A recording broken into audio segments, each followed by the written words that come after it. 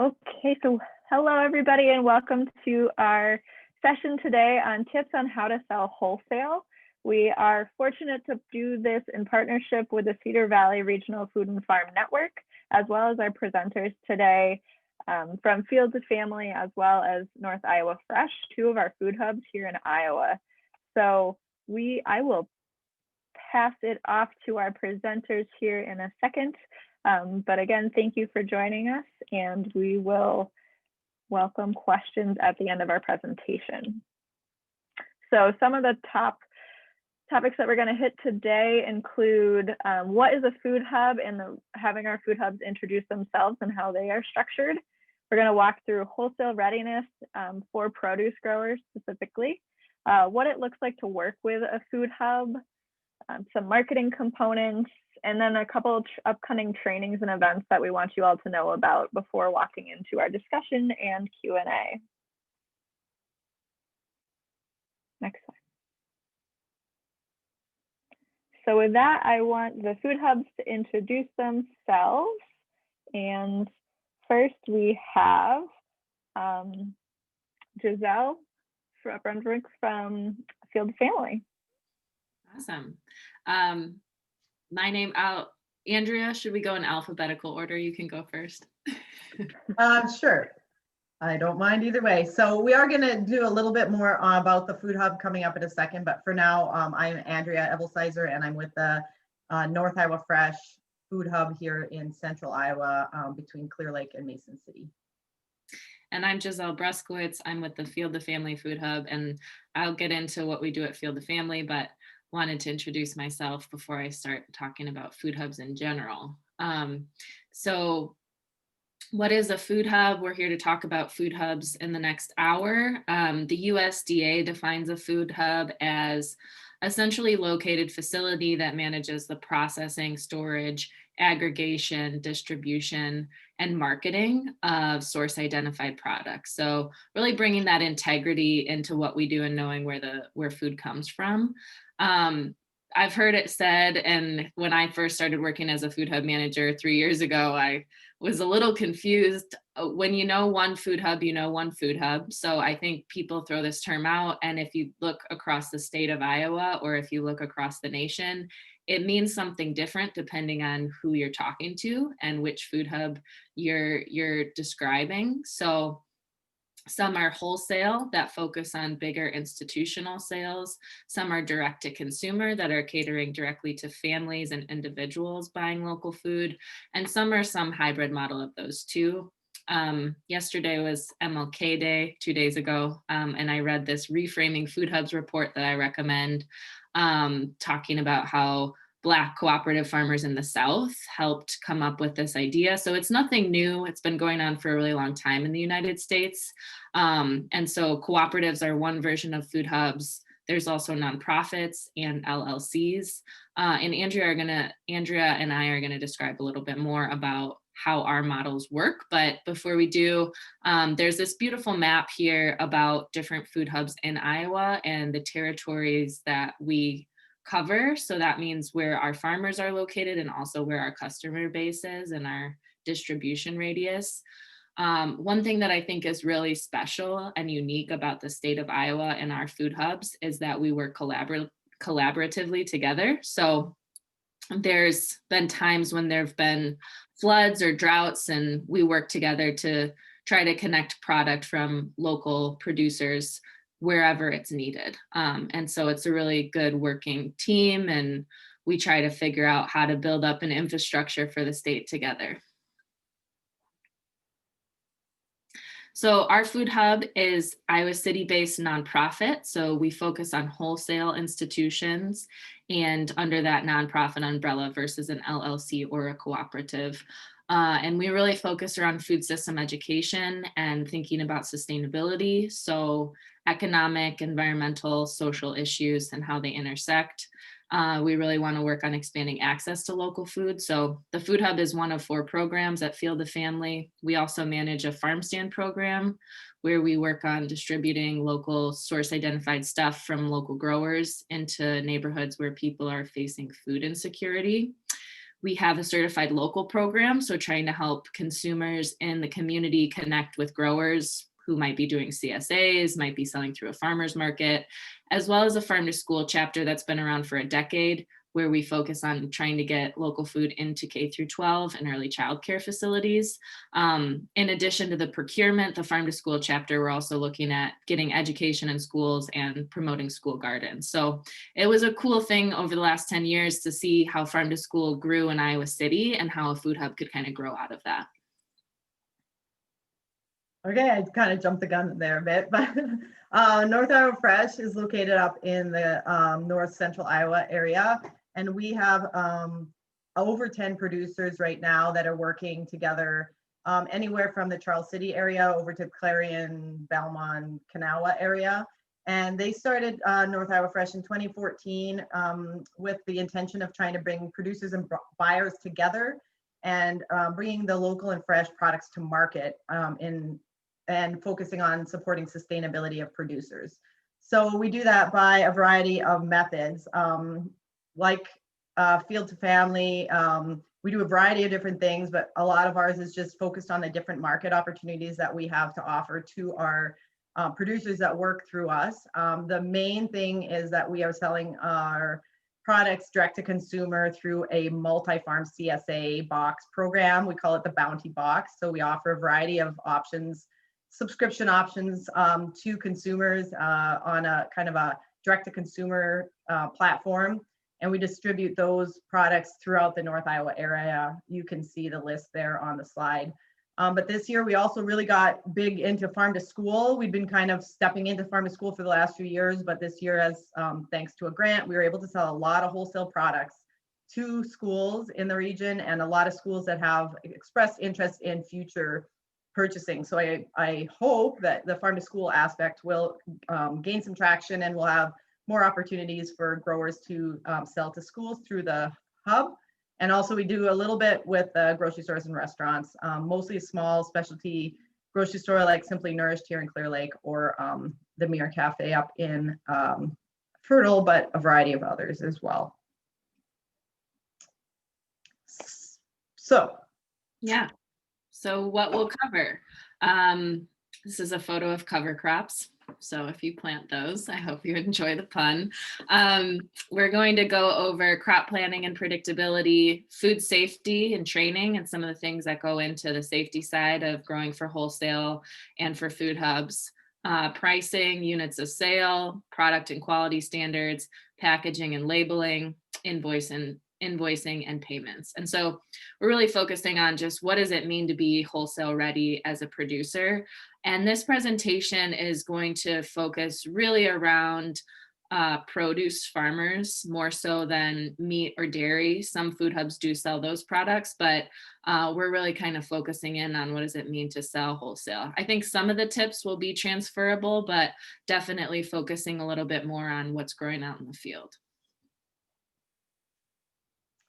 So a big thing when working for wholesale or with a food hub, as you know, we're essentially a wholesale distributor as a food hub, but a big thing that wholesale buyers need to know is that you have consistency and predictability in what you have to offer, especially if you're selling to a grocery store or restaurant. They need to know that you can provide the products that you say you're growing, and that if they clear a space on their retail shelf or something like that, that they will have your product there available for more than just one time when you have an excess. They want to know that you can provide, they open up the space and you can provide product for that space. And the same thing for restaurants, that they can put it on their menu and make something, you know, over a number of weeks for that. So, and that's the same for food hubs too. If you're working with a food hub and you are growing a product, we often need to know when you're going to have things available so that we can do that marketing side for you. And or if we're, in our case, we're doing the CSA planning, we need to know that you can grow a product for a certain time frame and that that'll be in a sufficient quantity for our CSA buyers that we already have lined up for those products. So a good resource for produce growers, there's a number of them. This is just one example that I've found and I've shared with a lot of our growers is some estimation charts to figure out how many seeds you need to grow to produce a certain amount of crop. Of course, everything is variable on the season, your soil conditions, the rain, all that kind of stuff. But there's quite a few resources that we can provide to help you to predict that, so that you have some way of knowing how to plan. Yeah, so in terms of food safety, FSMA is really what we look for our growers, which is the Food Safety Modernization Act. And that's sort of the bare minimum if you're growing produce and herbs and things like that, that you at least have gone through the PSA, which is the Produce Safety Alliance training, and have make sure that you're conforming to FSMA standards. So there is some trainings coming up. They're usually 8 hours. It's just 1 day training and someone on your team has to have taken that. And it's usually offered through Iowa State Extension. Obviously, we're living through COVID right now, so the trainings are online. There's one coming up on February 2nd. There's also some online farmers market trainings that are an option offered through ISU. And then if you're working through a food hub, things look a little bit different because we are working with the buyers to ensure that they know that we're covering food safety and we're keeping things on record, which we'll get into in a little bit. But if you're not working through a food hub and you're interested in selling wholesale, there's a checklist for retail that, some place like Hy-Vee or some other larger buyers might require you to fill one of these out. So that's something that's available online. It's fillable in a Google form, and it'll just ask you a series of questions about how you're going about maintaining on-farm food safety. So the unit of sales for your products and knowing what products are going to be marketable to a wholesale buyer is something that the Food Hub can help you with, but also will depend on your customer base and who you're selling it to. So depending on if you're selling through the hub and the hub is sort of lining up the customers for you, or if you're selling directly to the institution or the retail customer, like someone who's going to be selling it to retail customers, it might vary how you want to package or market the products. So you want to also think about the price points and the quality and that you want to meet for that specific customer. So those units of sale are going to vary. So a lot of times, if you're selling direct to a grocery store, you can take large bulk size caseloads to the grocery stores and schools and things like that. So products may be just packaged into a bushel box or something like that.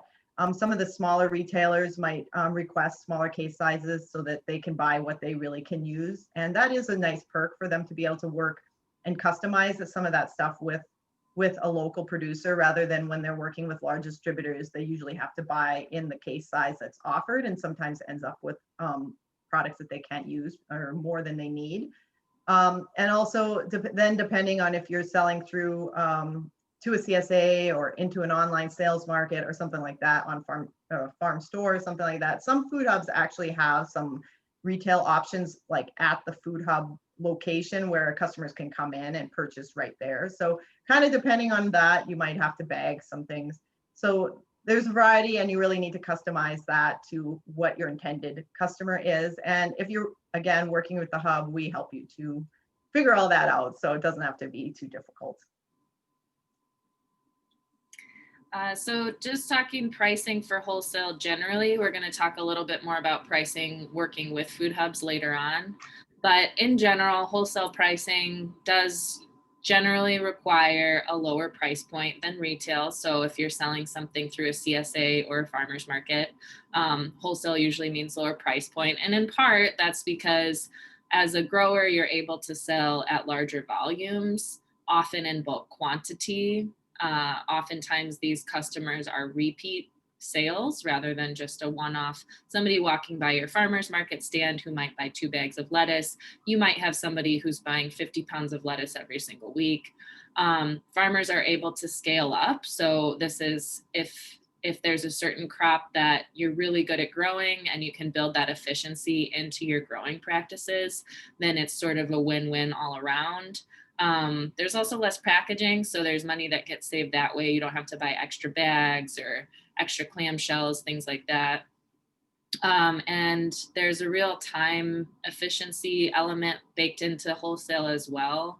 So rather than going to a farmer's market and spending an entire Saturday or whatever day of the week it might be setting up and sitting and waiting for customers to come by, you're kind of just locking into a regular delivery schedule and delivering in bulk.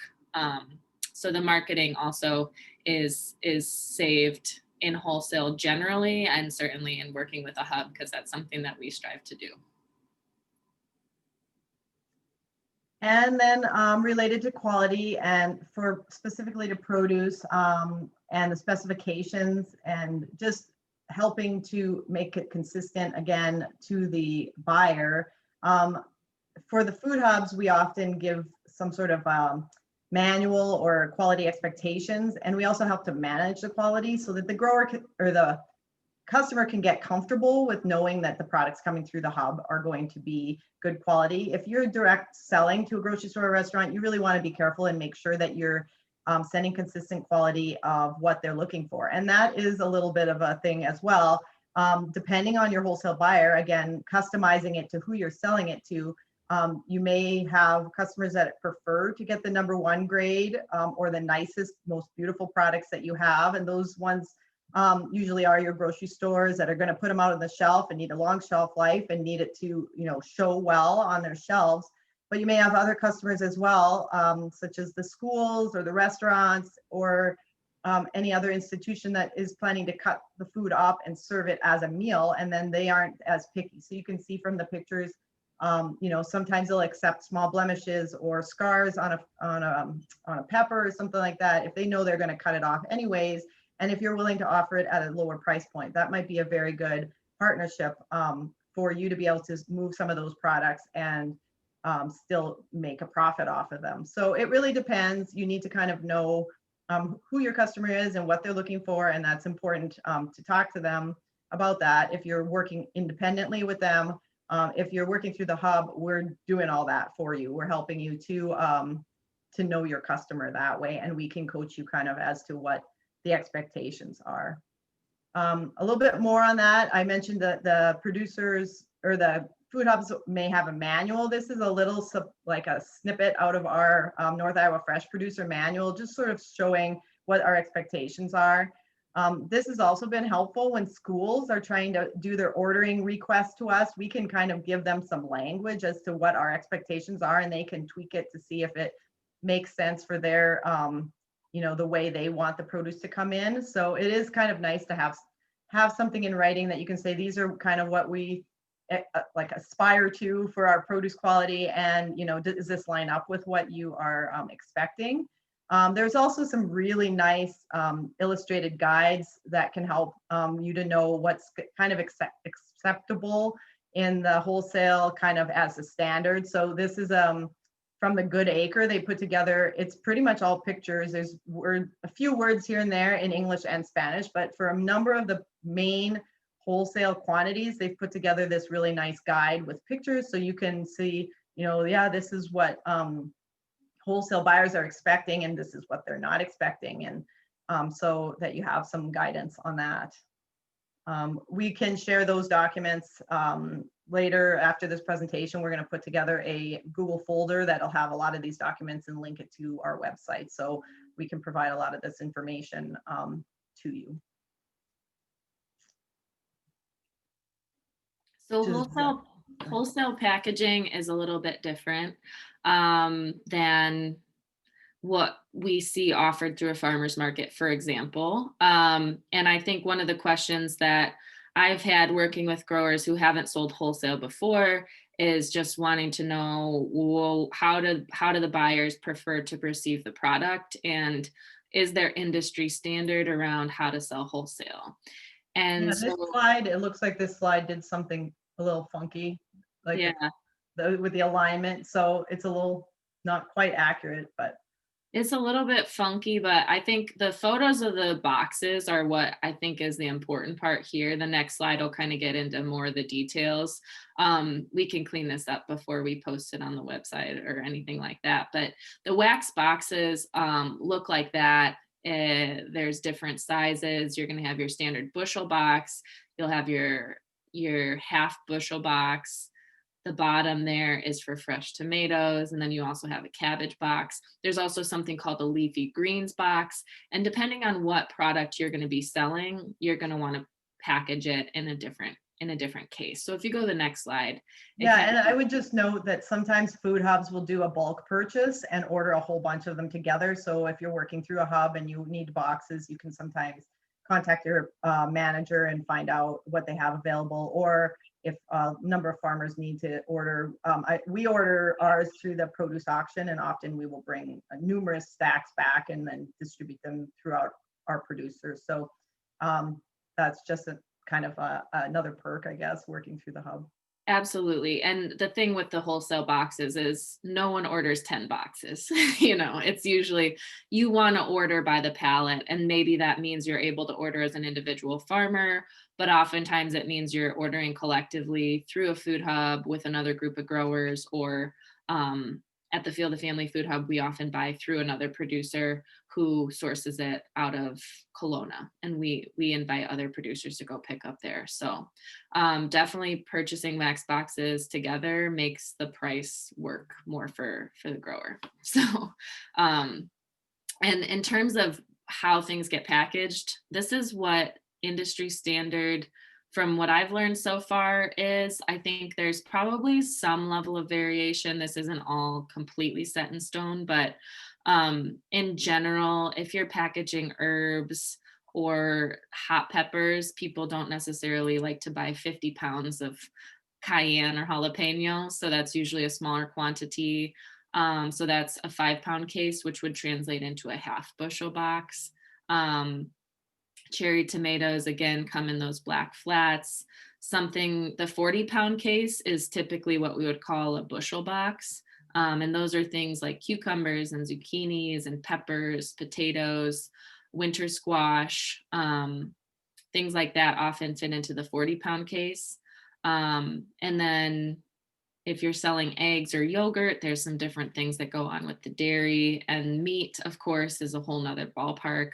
But this is a chart just to kind of get started. And again, I think in terms of wholesaling, you're really trying to meet the demand of what the buyer needs and what works for them. So the Food Hub can help with that. And we're going to talk about sort of like when we sit down and meet to plan, this can be something that we talk about as well.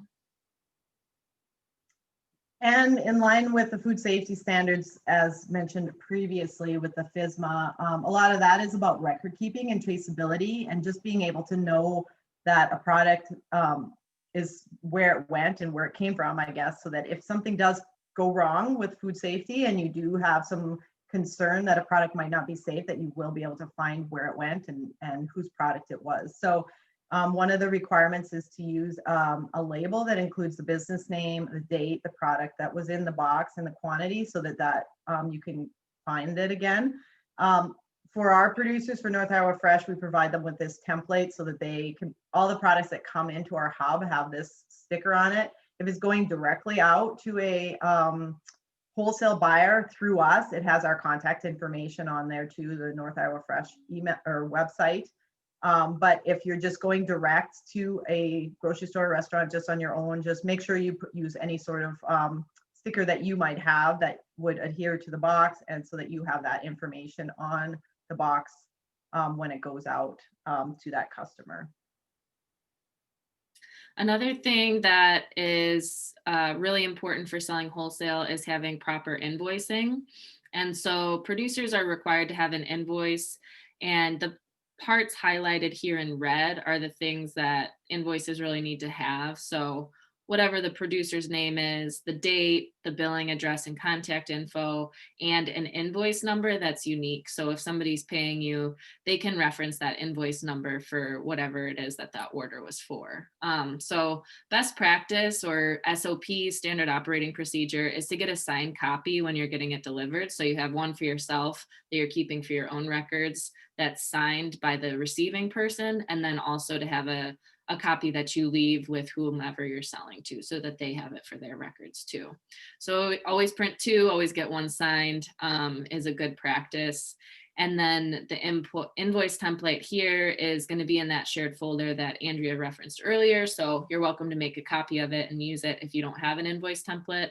Another thing that's really important that's different with wholesale versus selling at a farmer's market or doing CSAs is thinking about payment terms. So working with both Field to Family and North Iowa Fresh, we have what we call net 30, which means that you'll get we pay via check. So it means net 30 means we'll pay you within 30 days. So whenever we receive that invoice or the delivery, that you should expect to get a check in the mail within 30 days. It's something that is good to ask if you're not working through a food hub, to ask about payment terms, because some buyers will have net 60, which means that you won't get paid for 2 months upon delivery. And if you start to get really big orders, that's certainly something from a business perspective that you want to be considering cash flow. Okay, so we have obviously been referencing the food hub all along the way, but we did want to kind of focus on a little more specifics about kind of the benefits that you as producers would gain by working through the hub, and sort of a little bit about how it works so that you can understand what it would take for you to get ready to work through one of our hubs or another hub in a different area. So we're going to cover a little bit about what's offered during a producer planning meeting, a little bit about the agreements and documentation you might need to have available, the software that we use through our hubs, and then some logistics. And so just to keep in mind, our hubs, like we mentioned earlier at the beginning here, are 2 hubs that predominantly focus on produce sales. At North Iowa Fresh, we do a little bit of meat and honey, just basically as a pass-through, mostly to our CSA customers and occasionally to a wholesale customer, but we haven't done a whole lot of wholesale meats so far. But there are other hubs in the state that do focus more on meats and eggs and cheese and dairy and things like that, that they do have proper storage capacity and holding capacity and warehousing licenses and things like that that we haven't gotten into. So it does vary a lot, like Giselle mentioned at the beginning, between the hubs. And so depending on what you have and which hubs are in your area, it's probably worth kind of exploring the options that you have available to you. So we'll jump right into this section. So one of the biggest perks, I think, with working with a hub is the producer planning meetings. And this can be done in many different ways. I know some of the hubs, I think Field to Family and others, they do quite a bit of one-to-one meetings with producers each year, so that each producer has, kind of a review of how things went the year before, talk about expectations for the next year, talk about scaling up, what other things they might want to grow, things like that, anything that they need help with, quality questions and concerns and things like that. But for North Iowa Fresh, we do a lot of it as a group meeting. Our hub is very collaborative specifically with our produce growers.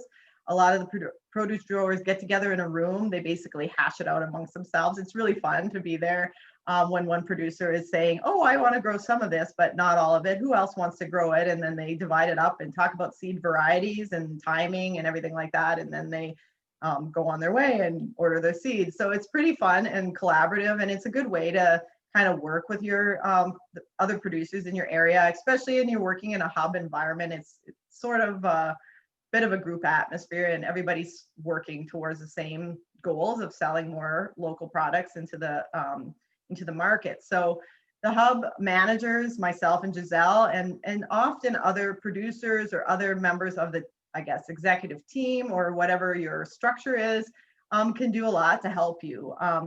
We can help you with all the paperwork. So when we get into the paperwork section next, don't be intimidated if you've never done some of that stuff. We're here to walk you through all of that. We can help you understand our requirements and the manual that I referenced earlier, or what your expectations would be as being part of the hub.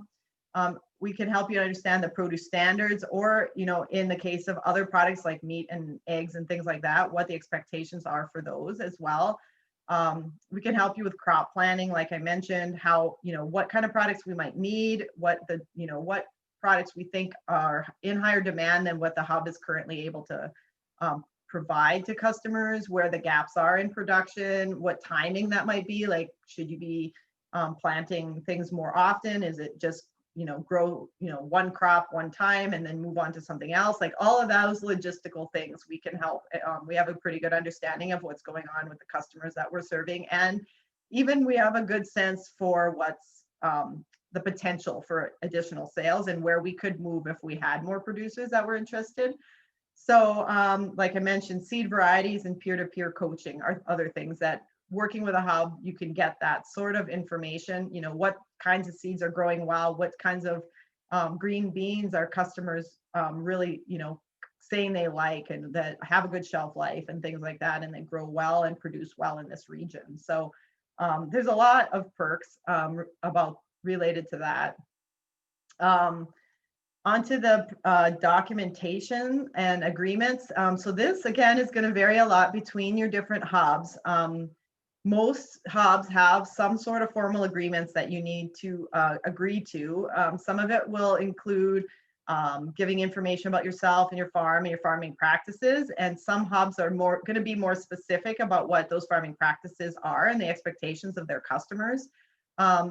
Some information about the, expectations and ethics, and that might include some, non-compete clauses or something like that related to when the hub is making those marketing connections for you on behalf of you, that we don't want you to then turn around and go direct. So there are some things like that.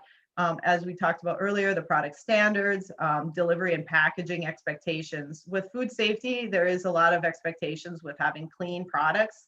And so a lot of times it's either new boxes or boxes with the bag liner inside so that we can be confident that the food is clean when it gets to the customer. So things like that. And then information or expectations with communication and reporting. And we're going to talk a little bit more about the communication side when we get to the information about the software. Some of the documents you might have to provide. North Iowa Fresh requires some proof that you took food safety training. I know that most of the hubs are going to rely on you having some sort of food safety training as well. It depends a little bit whether it's the FSMA, which is the minimum requirement, or some additional training. We also require a water test once a year, and that is an expectation through FSMA as well, is to do some water testing, but we do require it once a year. And in Iowa, luckily, we can get a once a year free test through our county. So if you need to do that, you can contact your county sanitarian, I think. The liability insurance will vary.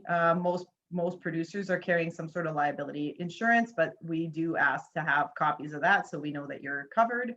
And then if you're claiming any certifications, if you're claiming organic certification or naturally grown, egg handlers, warehousing licensing, things for meat processing or processors or meat sales, all of those, we want to know that you are have what you need, and you kind of feel confident that when we're selling those products that we're not going to be tangled up in anything without those licenses. So you'll probably need to have copies available to share with the hub. And in some cases, North Iowa Fresh, for example, we have a membership structure, and that just helps us to prioritize the producers that are really wanting to work strongly and collaboratively with us, and through our CSA and whatnot. And so we can give a little priority to the ones that are full members, and then kind of work with the other ones to fill gaps. So depending on your hub, there might be a different membership fee or fee structure of some sort. So that's kind of something that you would need to work out depending on which hub you're working with. So we talked about wholesale pricing earlier, just generally being a little bit lower, and the idea of being able to scale up and be more efficient to make that lower price point work as a farmer. But generally, we're running food hubs, and so there's the conversation that we have that happens two ways. It's between producers and talking about what's a fair price point from a producer perspective, what it costs to make that product and to run a business as a farmer. And then also talking on the customer end of what are they used to buying the product at? How is the product that we're offering them different? And what are they willing to pay? And so trying to kind of have a negotiation that way, as well as part of that fair pricing conversation is also talking about what kind of margin we need to make as a food hub in order to be able to continue our business. So we want to be here into the future. We want to keep on helping to be that bridge builder in between producers and buyers in the wholesale market. And so that requires us, even under a nonprofit umbrella, having to make somewhere around a 20% margin at Field to Family. North Iowa Fresh has a bit of a different model, and so it ranges from 22 to 35. And so, yeah, and Andrea, you're welcome to jump in and talk more about how pricing works for you all. Yeah, just briefly with that range, just kind of depends on the size of the buyer. If a buyer like a Hy-Vee or a school is buying multiple bulk cases and it's very little handling and all, it's basically we're doing a pass through and not a lot of marketing and things like that. Limited services on our end, we can charge a smaller, or we can accept a smaller margin. But if we're doing more where we're breaking down case sizes or providing marketing material or bagging products for customers, or small quantities that just take more handling, that's where the higher the margin gets higher for the customer. So, and one thing that I'll add here, and this is something that I had to learn the hard way, but the difference between a markup and a margin. And so when we say 20% margin, slightly different formula, it means that we're adding 25% on top of whatever it is that the producer is going to be selling it to us at.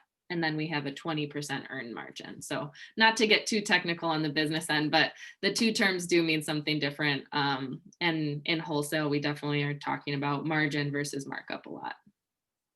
Yeah, and I think that those are probably our markup numbers, not our margin numbers. So since you brought that up. That does make sense. So, technicality. All right, so moving on to more about the Food Hub. We both have started using the local food marketplace software as our order management software. The software is very user-friendly for the customer as they purchase product on their side. So, and it's adaptable for a variety of different customer types. So we're able to do our CSA online kind of farmers market or a la carte sales through this and set one set of prices and then set a different set of prices and even availability in terms of products that we're selling to wholesale versus CSA customers, and also case sizes, and it's just very adaptable. So that's what we've gone to. It also helps us to manage all of our producers and what they need to bring to the hub, and also when we're delivering the invoicing to the customer. So we're able to do a lot with the software. The producers are expected to share their availability through the software so that we know what you have on a weekly basis, and so that we can know if you have a large quantity of products beyond what customers we already have lined up. We can try and find other customers for you, things like that. And during the week, we can send out the pick lists. We can print reports, we can do send invoices to customers, we can collect online payments, and all sorts of handy things that the software provides for us.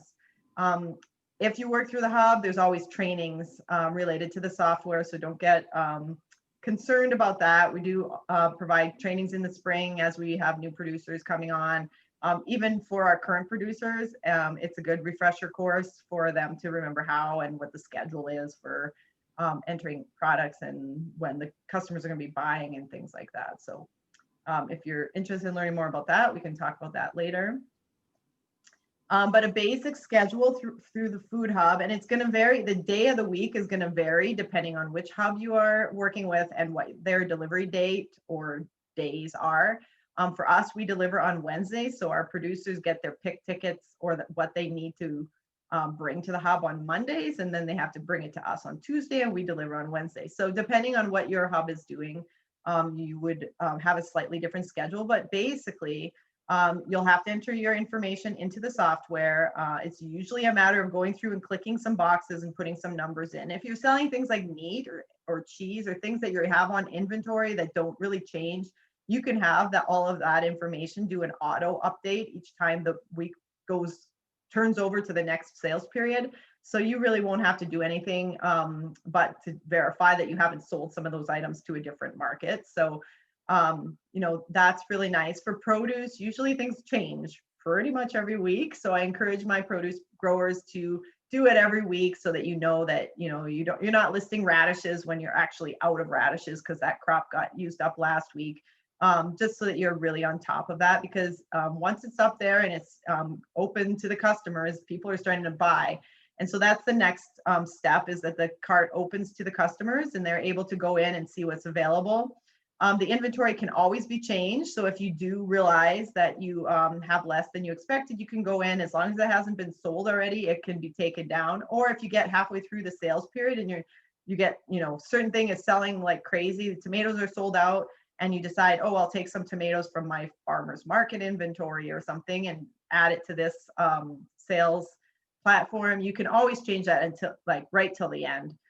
So there's a lot of flexibility. And we also are looking at that as managers. We're looking at what's selling fast, what's not selling fast, what's extra.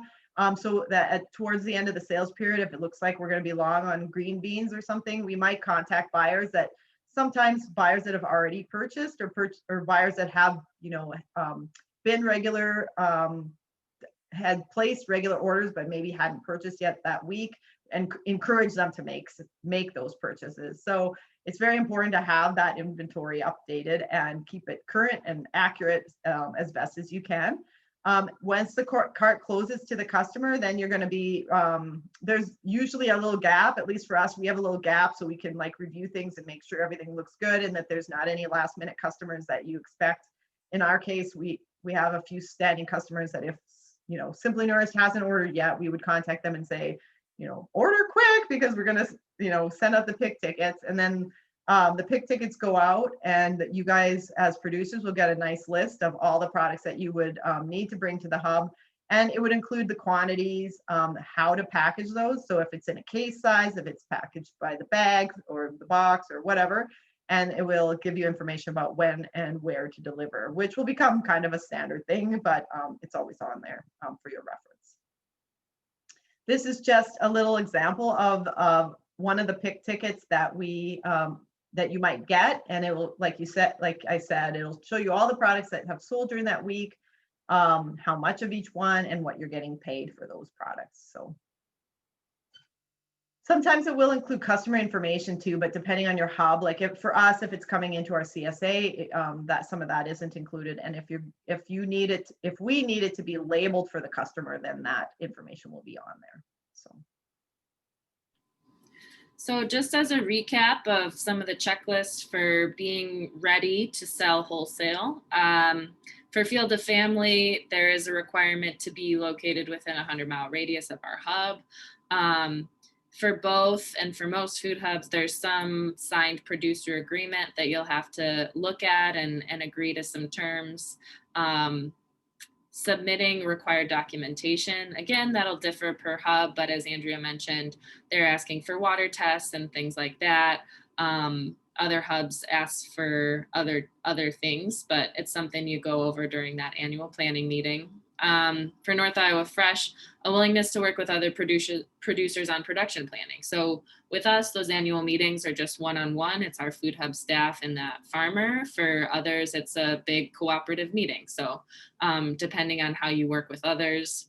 For everybody, an ability to work with the delivery schedule. It is pretty set, and we're trying to manage product from a bunch of different growers. So being able to work within those windows on delivery days is really important. And also being able to work with the software is, I think for us, increasingly important as people really like to order stuff online.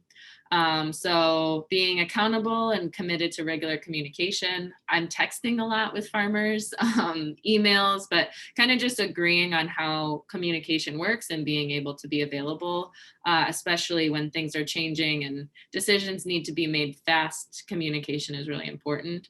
And then if we worked in past years, having a good standing relationship from past years with all of those things on the checklist.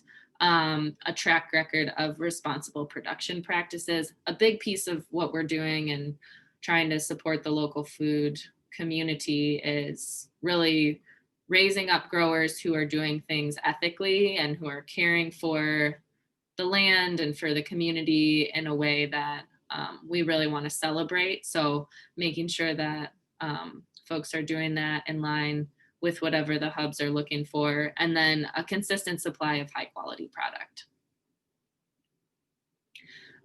One of the things that food hubs help with is marketing. And so this is different for every grower that we work with at Field to Family, but some growers are like, can you just do the sales and the marketing and let me just grow food really well? So when there's folks like that, like the relationship works really well. And we're always working to promote and tell the stories of the farmers that we work with. And so you can visit the website, the one that Andrea mentioned. It's got farmer producer profiles on it, so the buyers can click on your site and see growing practices and the history and the story of your farm. And then we're also able, because we have all the spare time on our hands, that we can kind of catering marketing efforts towards different groups that we're selling to. So for wholesale, we kind of define that as 6 different groups. We've got the PK through 12 schools, colleges and universities, food access organizations, so food banks and places like that, local small businesses, that might include restaurants in there, retirement communities and hospitals, and then also grocery stores and restaurants and direct to consumer. In the case of North Iowa Fresh, building out boxes and doing a CSA is another customer base. And each one of those customer segments might have some slightly different needs in terms of how they want to think about the product that you're providing and tell the story of where it's coming from and get that out to their end user. So other partner organizations are also doing some cross promotion. So cross promotion doesn't just happen on social media and Instagram from retweeting or however that's working on social media, but it can also happen within our network of community organizations, Healthy Harvest of North Iowa, the Cedar Valley. Andrea, do you want to jump in here? And yeah, I just think that that's a good, what you said related to the cross promotion, and that there's not, the Food Hub is doing as much as we can to do promotion, but all of these other organizations, in your case with the Field to Family, you guys are a nonprofit and you're probably focusing a little more on the other aspects of promotion, and North Iowa Fresh is real, being an LLC, it's more focused on sales and marketing specific for the products that are available. But there's a lot of organizations that are doing a lot of marketing, and being part of a hub and us being part of these networks is a perk to all the producers, just to have that connectivity between other like-minded, I guess, individuals and groups. So. Yeah, so one thing that we get to do as a nonprofit is we think of sales and marketing also as education and outreach. And so this photo in the upper right here is from one of our farm to school customers. And so they are thinking about, how do you get local food in the curriculum, and how are teachers teaching, how are we doing school gardens, and then also doing that procurement piece. And so that is something that's kind of special, or I feel lucky that we get to do. But here's a great example of how that online software and some of the things that the Food Hub can do is, this customer just went on the cart. They purchased 11 different products from 7 different producers, and they just clicked a button and we were able to deliver that.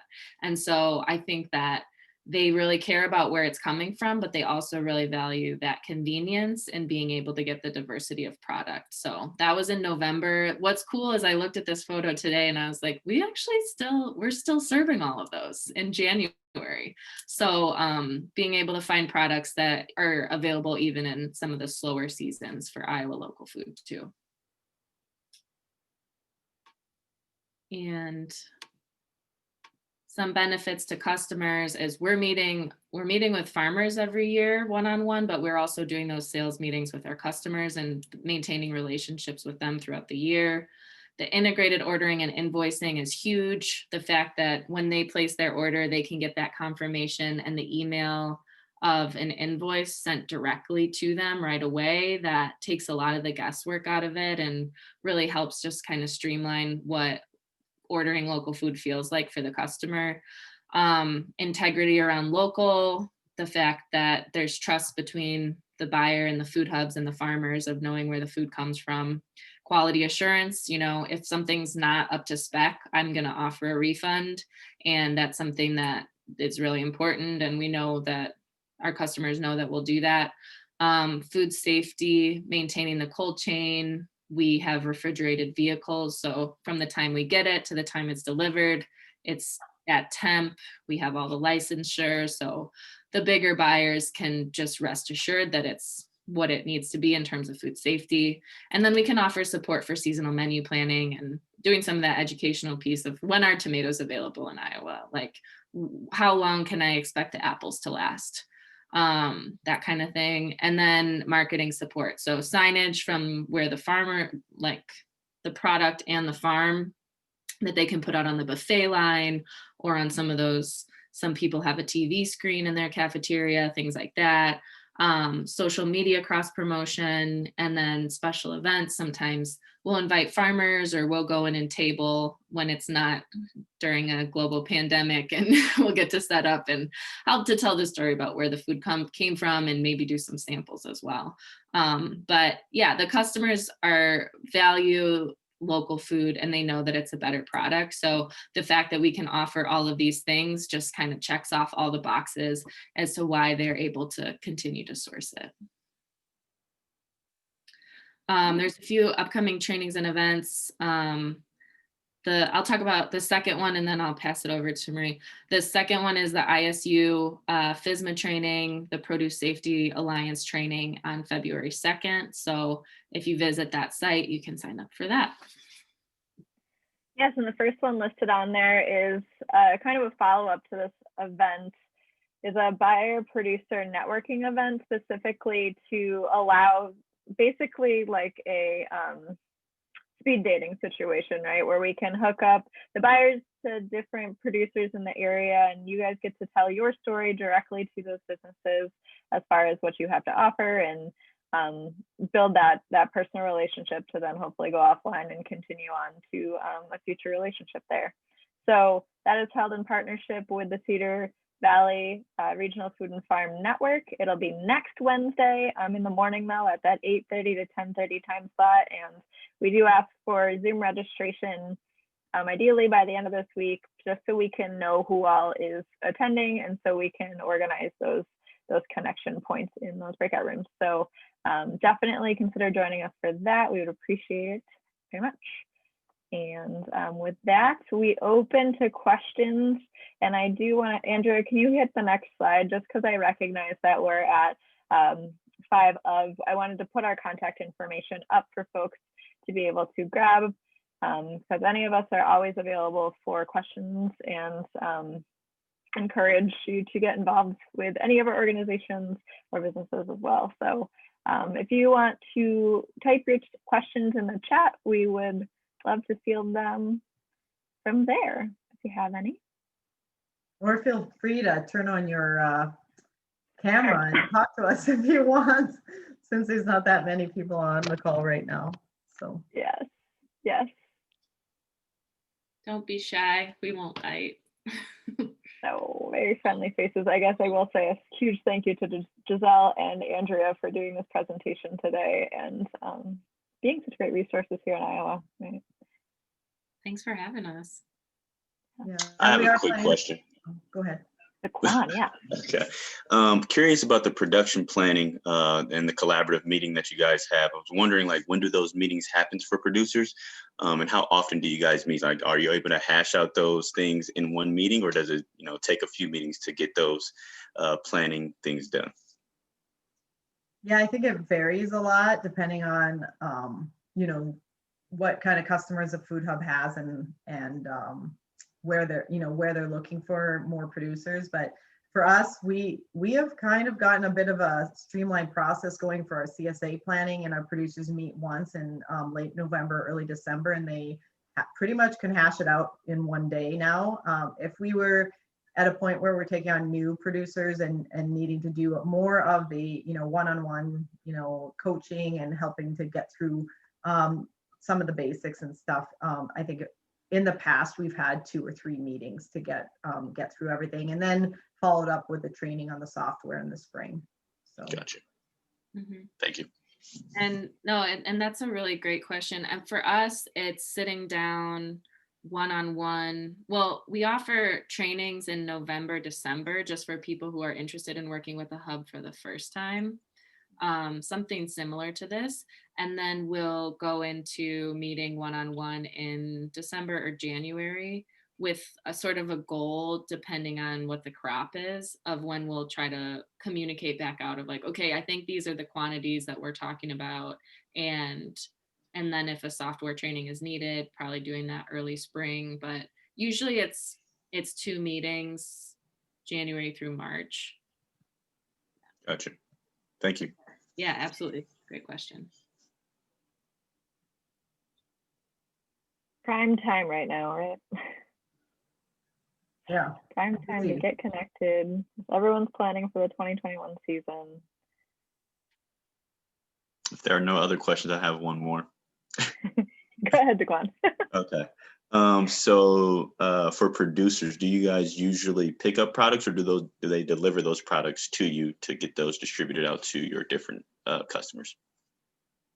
For us, they all deliver to our aggregation site, which is here between Clear Lake and Mason City.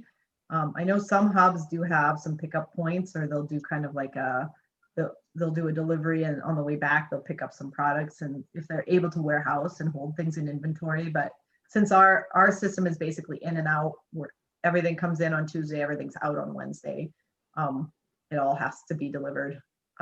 And some producers work together and do kind of a, I don't know, not carpool, but pickup kind of chain, where one producer will leave their stuff at a specific, place, and the other one will swing by and grab it and then bring it to us. So and there's some collaboration with that.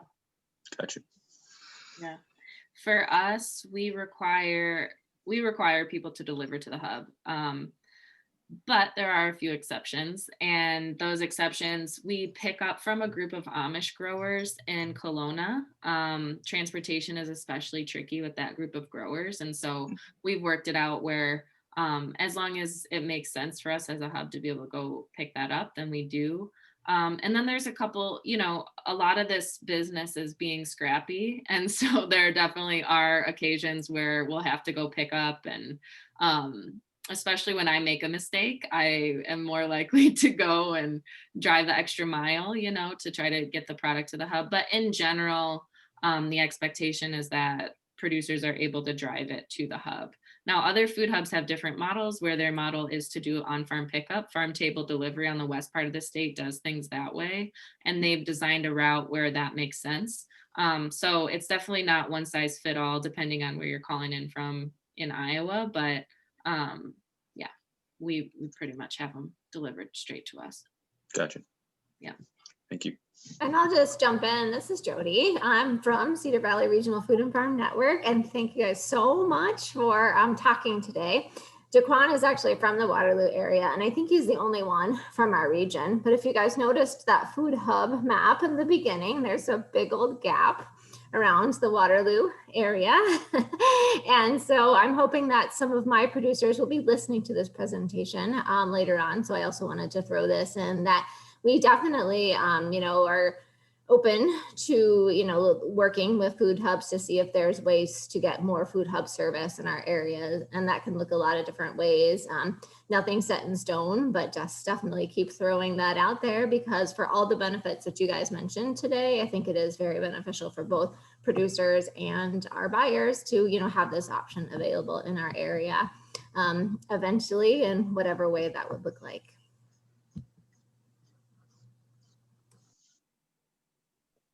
Sure. I want to give a shout out to the Food Hub Managers Working Group for capturing that map and working your best to try to fill in those gaps, knowing that this is a large state. We're so thankful for the farmers that we have and the businesses that do purchasing, but man, there's a lot of work to go into transportation, distribution, processing, as we all know. So it's not a perfect system, but we're excited about the opportunities too. Definitely, I would agree with that also. Yes.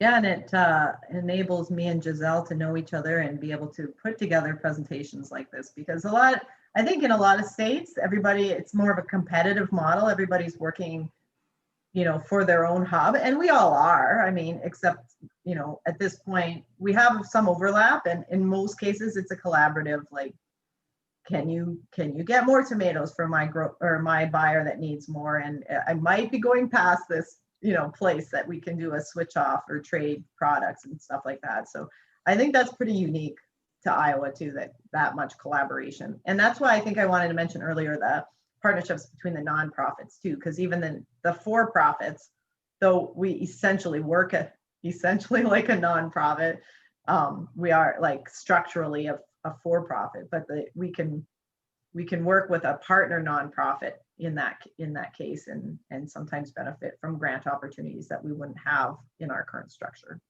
Mm-hmm. Definitely. Somebody at the last Food Hub Managers Working Group threw out a term that I've been using a lot, which is co-opetition. So this idea that we're all in it together, and making local food work, especially on a wholesale level, is really, really challenging. Margins are tough. It's a lot of work.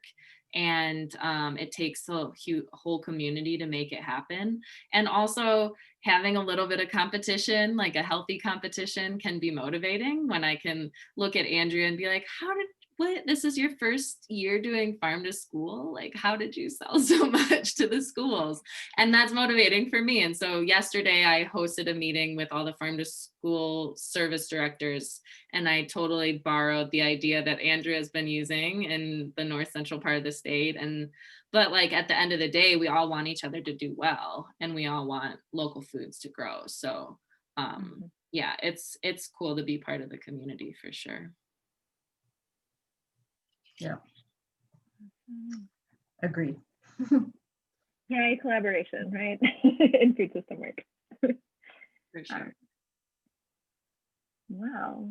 If there are no other questions, I suppose we can let everybody go for today, but I definitely want to say again a huge thank you to presenters for putting this together, and for their collaborative efforts in all of the ways in making these things happen. And another shout out for our producer buyer networking event that will happen next Wednesday, and we hope to see you there.